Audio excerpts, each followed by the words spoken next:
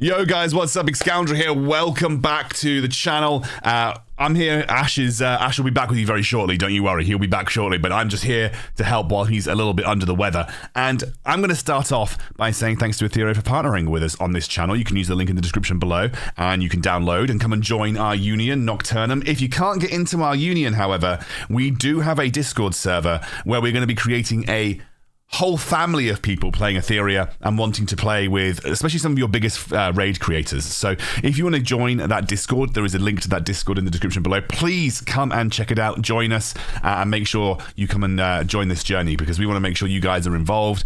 In this Discord, we'll be sharing all the latest news. If we get any like sneak peeks or leaks, we're going to share them there. We may even have a promo code to put in, as well as like any advice that you want to ask. Like if you have any advice about characters, you want any advice on builds, hit me up. I will give you a response. We're going to be using this place to talk about Etheria and also planning for some really cool PvP stuff and planning for some of the new big updates coming to Etheria. Now, in this video, we're doing the top 5 Animus. Top 5 Animus that you want to aim for that are going to increase the power of your account tenfold. Now, obviously, you can't always be selective with what you're going for, but just to help you identify the best Animus that you can go for. Now, I'm going to start things off with just honestly the GOAT of this game. Lily is the GOAT. She's going to take the top spot. She's the #1 Animus. There is nothing better than Lily. Lily is just essentially the best thing you can possibly pull. Now, she's a Disorder Animus, which means that she's a little harder to pull than some of the others, but she is just so good. Lily is a beast. The reason Lily is so good is because she has incredible A, turn meter manipulation, but also B, entire team speed boosts. So Lily often starts off with her second ability, Shadow Trick. It increases the speed of the person affected, which usually is going to be a primary carry. So it increases their speed by 30%. And also, if they already have this, they're going to get a crit damage increase, and it will immediately start their next turn as well. So basically, she can help really buff up a very powerful unit on your team. It's usually going to be buffing up your carry, which is going to massively increase their DPS. Now, not only that, it combines with Hat Trick. So, if Lily then hits, she has a 50% chance to increase the turn meter for 20% for herself and the ally with the lowest turn meter. So not only is she going to boost her own turn meter, she is also going to boost the ally with the lowest turn meter by 20% as well. And if the ally has Twin Trick, there is a 100% chance for them to use their basic attack as a follow-up. So basically going to double the DPS, potentially even more so, because obviously your DPS carry is going to have be built for DPS. And then her ultimate, she deals damage to everybody, and she has a 45% chance to extend all Animus and Shell skills cooldowns by 1 turn, and immediately reduces the cooldown for all allies with Twin Trick by 2 turns. So essentially, this is really incredible, and just like a very good way of like cycling some super high impact skills that you have on the person that you've given Twin Trick to. She is a very strong unit. She's so good for turn meter manipulation. She speeds up the team really heavily, and just in general is fantastic. She's a real powerful character that you need to have on your account. All right, now going on from Lily, because Lily is obvious, right? Lily is obvious. I'm going to jump over to my favorite DPS carry in the entire game, and that is Yelli. Yelli is an absolute beast. She's pretty much good across every single piece of content. There is only like Lily is the only character in the game that really is just godlike in every piece of content. Yelli is pretty good across almost all the content, and that's because she's just got a really strong AoE damage. She's got a really strong burst AoE damage, which is obviously good for things like Doki Doki. And not only that, she gets a crit increase, so you don't even need to build her to 100% crit. She basically gives herself a crit increase, and also has a chance to reduce defense on the enemy. She has a really unique passive, which basically allows her, when she crits, to follow up on her basic attack over and over again. And her basic attack has a chance to steal buffs. So she's one of the few people the few characters in the game that actually has the ability to steal buffs. So just really good in that regard. Now, the only problem with Yelli is that she really does require lattice investment to be good. So you do really need Yelli to have at least, like, I would say 14 lattices to be really good. But once you do give her those lattices, she is just incredible. And again, like I said, there isn't any content in the game where Yelli isn't good. She is good across the board. She's great in PvP. She was better in PvP before they nerfed Revelation, but she's still good in PvP. She's great single target bosses. She's really great in some AoE bosses as well. Yelli is just fantastic. So, up there is one of my favorite DPS in the whole game. It's really interesting that when the game released, everyone was kind of like, Messiah is absolutely broken, but I think most people consider him kind of meh now. People don't consider him too powerful, but Yelli is just, an absolute goddess. She's incredibly good. And again, you're probably saying, well, it's a constant Animus. They're designed to be a bit better than the rest because they're harder to pull. And yeah, that kind of is the case. But realistically, if you're able to get her, she is going to carry your account, and that you don't actually need another DPS carry. Like in a lot of fights, you're going to need like multiple DPS carries. If you don't have Lily, you're going to have other DPS that aren't as good. And so, with even Lilium, who, by the way, Lilium is also very, very good. It's just that she's not as good on Doki Doki, so you can't actually use your Lilium everywhere because she doesn't really have any strong AoE damage. Whereas with Yelli, she's got that as well as good single target damage. So not only is she she's not the best for, don't get me wrong, she's not the best for Doki Doki, but she's pretty good for Doki Doki, So, I think that's why I rate Yelli a little higher than pretty much every other DPS in the game. I'm now going to jump into one of my favorite debuffers.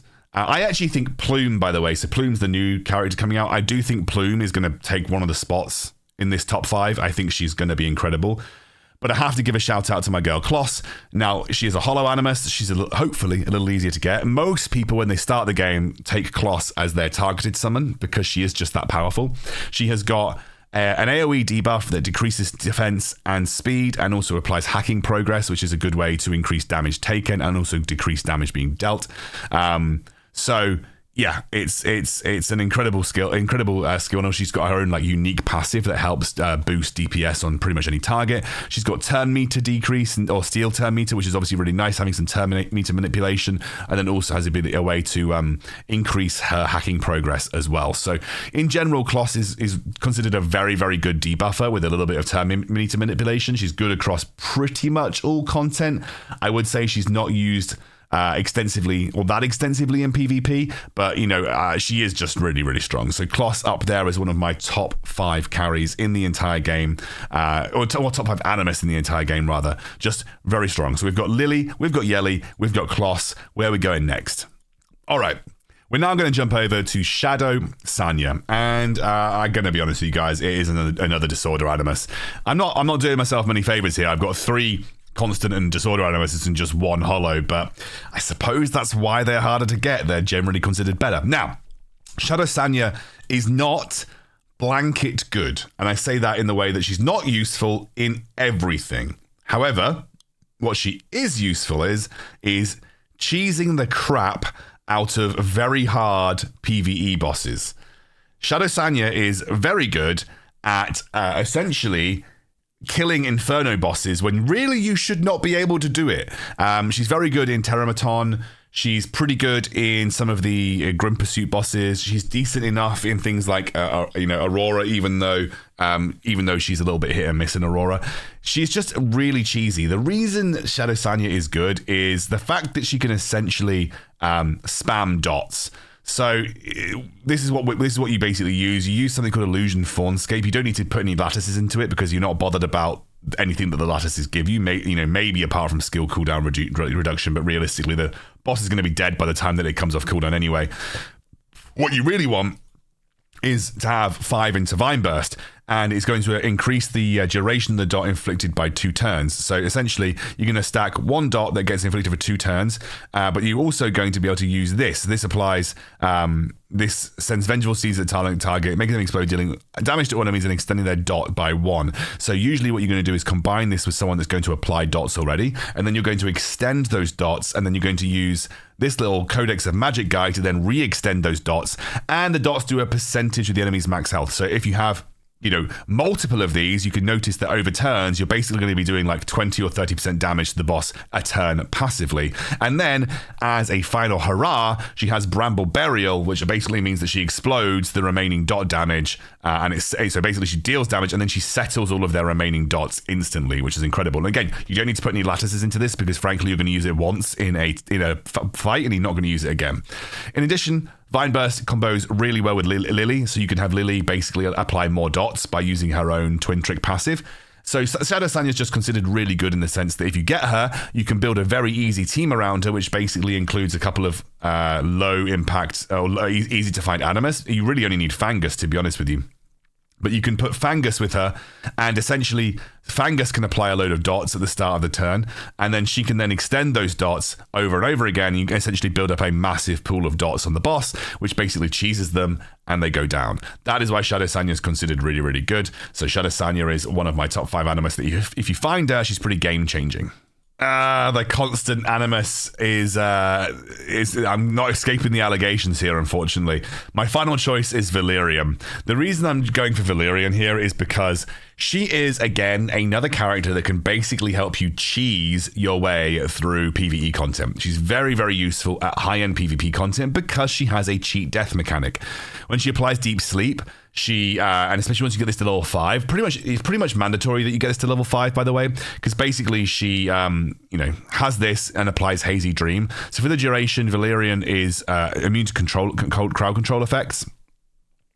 And Valyrian grants a shield equal to 12% of their max HP for 2 turns and a basic buff effect that they don't currently have. And when an ally, including Valyrian, is about to die, she heals them for 20% of their max HP and ends Hazy Dream. She's got a cheat death mechanic, basically. And with the fact that you get this to level 5, you essentially get 2 cheat deaths within a number of turns. So essentially, you can cheese the boss trying to one-shot someone, and then you can re-cheese the boss by trying to one-shot them, and also she balances everybody's HP across the board. Her other skills are somewhat irrelevant, like Profound Dream just gives you the slumber, which has a chance to put them to sleep, which is kind of meh, it's okay. And then you have Bubble, which is a heal over time. You do want to try and skill this up, because obviously if they're not under 35% HP, you can get it up to 50%, which is quite nice. But they also have an invincibility on them, so if you ever have a really key target that you want to make sure that you keep them alive, you can apply invincibility to them and they won't take any damage for that next turn either. So she's just really good at cheesing PvE content. She's okay in PvP, but frankly much better at cheesing PvE content, and she's pretty integral to a lot of high-end teams for doing Inferno runs, because obviously things can go wrong in Inferno runs, and she just helps reduce the possibility of things going wrong. So those are my top 5 Animus that you guys should try and aim for on your account, because they are pretty game-changing. They'll help you do incredible things. However, I do think Plume is going to take one of these spots when she gets released. So, hope you enjoyed, guys. See you soon. Don't forget to use the link, join our Discord. We'll see you soon.